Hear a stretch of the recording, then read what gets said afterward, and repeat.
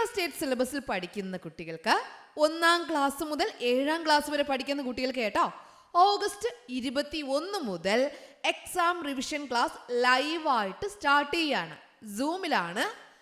Join ചെയ്യാൻ താല്പര്യമുള്ളവർ ഇവിടെ നൽകിയിട്ടുള്ള വാട്സപ്പ് നമ്പർ കണ്ടായിരുന്നോ? 9746487799. ഈ വാട്സപ്പ് നമ്പറിലേക്ക് നിങ്ങൾക്ക് വാട്സപ്പ് മെസ്സേജ് അയക്കാവുന്നതാണ്. ഓക്കെ, ഒരിക്കൽ കൂടി പറയാം. 9746487799. ഈ വാട്സപ്പ് നമ്പറിലേക്ക് എക്സാം റിവിഷൻ ക്ലാസ് ലൈവായിട്ട് പഠിക്കാൻ ആഗ്രഹിക്കുന്ന കുട്ടികൾക്ക് വാട്സപ്പ് മെസ്സേജ് പാരൻസ് അയക്കാവുന്നതാണ്. 1-ാം ക്ലാസ് മുതൽ 7-ാം ക്ലാസ് വരെയാണ് കേരള സ്റ്റേറ്റ് സിലബസിൽ പഠിക്കുന്ന കുട്ടികൾക്കാണ് കേട്ടോ Onam first time exam class നടക്കുന്നത്. ക്ലാസ്സിൻ്റെ കൂടുതൽ വിവരങ്ങൾ അറിയുവാനായി ഇവിടെ നൽകിയിട്ടുള്ള വാട്സപ്പ് നമ്പറിൽ നിങ്ങൾക്ക് മെസ്സേജ് ചെയ്യാം.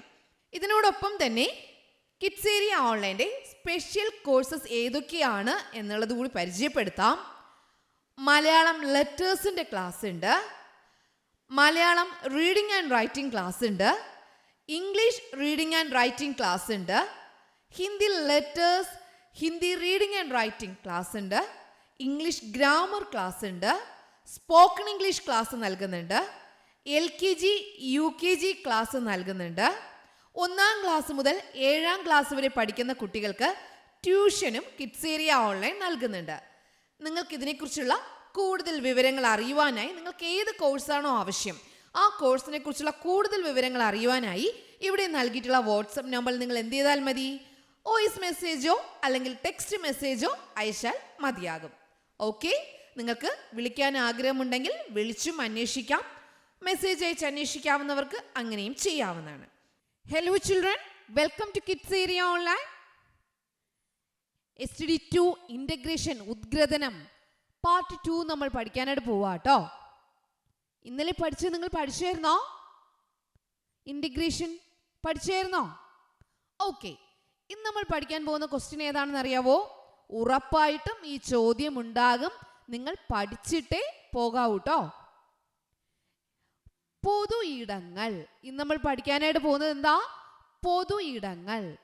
പൊതു ഇടങ്ങൾ ഏതൊക്കെയാണ്? നിങ്ങൾക്കറിയാവുന്ന പൊതു ഇടങ്ങൾ ഏതൊക്കെയാ? പൊതുവായിട്ടുള്ള ഇടങ്ങൾ ഏതൊക്കെയാ? നിങ്ങൾക്കറിയാവുന്ന പൊതു ഇടങ്ങൾ ഏതൊക്കെയാ? പറഞ്ഞേ. ഓക്കെ, ടീച്ചർ പറയട്ടെ.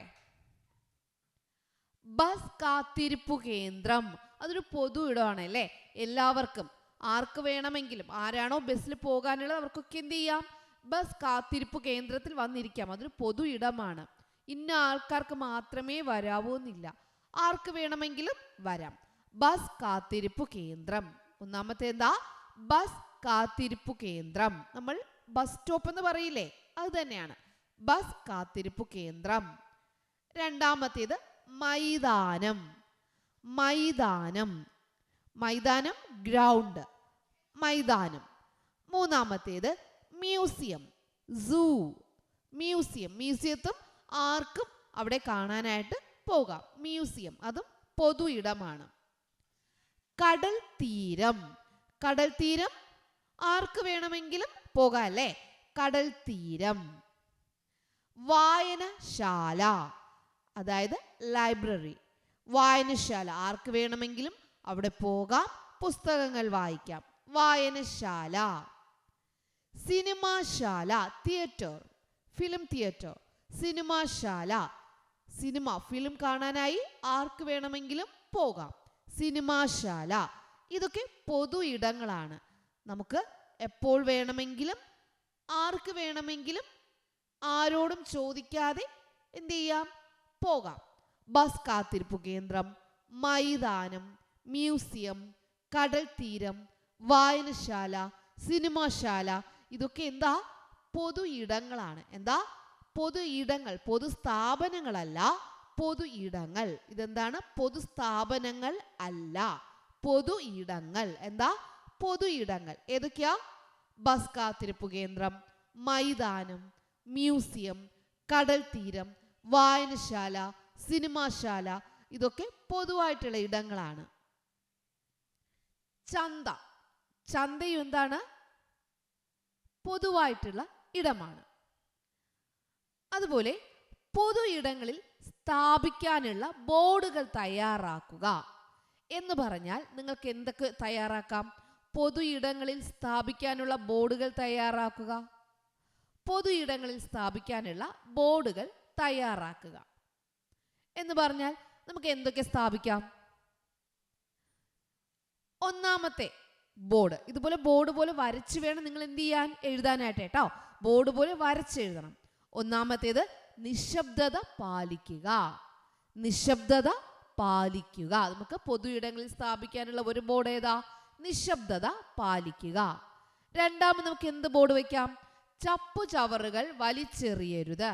ചപ്പുചവറുകൾ വലിച്ചെറിയരുത്. ചപ്പുചവറുകൾ വലിച്ചെറിയരുത്. മൂന്നാമതോ പരിസരം വൃത്തിയായി സൂക്ഷിക്കുക. പരിസരം വൃത്തിയായി സൂക്ഷിക്കുക. നാലാമത് പ്ലാസ്റ്റിക് മാലിന്യങ്ങൾ വലിച്ചെറിയരുത്. പ്ലാസ്റ്റിക് മാലിന്യങ്ങൾ വലിച്ചെറിയരുത്. അഞ്ചാമതോ ഇവിടെ തുപ്പരുത്. ഇവിടെ തുപ്പരുത്. ടീച്ചറുടെ 5 ബോർഡുകൾ നിങ്ങൾക്ക് പറഞ്ഞു തന്നിട്ടുണ്ട്. നിങ്ങൾക്ക് ചോദ്യത്തിൽ ചിലപ്പോൾ 2 എണ്ണം എഴുതാനാകാം, 3 എണ്ണം എഴുതാനാകാം. 2 അല്ലെങ്കിൽ 3 എണ്ണം മാത്രമേ എഴുതാനായിട്ട് ചോദിക്കത്തുള്ളൂ. അപ്പോൾ ബോർഡ് തയ്യാറാക്കാൻ പറഞ്ഞാൽ ഇതുപോലെ ബോർഡ് വരയ്ക്കുക. ബോർഡ് വരച്ച ശേഷം എന്ത് ചെയ്യുക? അതിനുള്ളിൽ എഴുതുക. പൊതു ഇടങ്ങളിൽ സ്ഥാപിക്കാനുള്ള ബോർഡുകൾ എന്തൊക്കെയാ?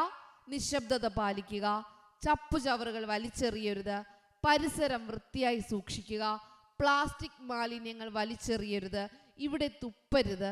ഇതൊക്കെ നമുക്ക് എന്ത് ചെയ്യാം? പൊതു ഇടങ്ങളിൽ സ്ഥാപിക്കാനുള്ള ബോർഡായിട്ട് വയ്ക്കാം.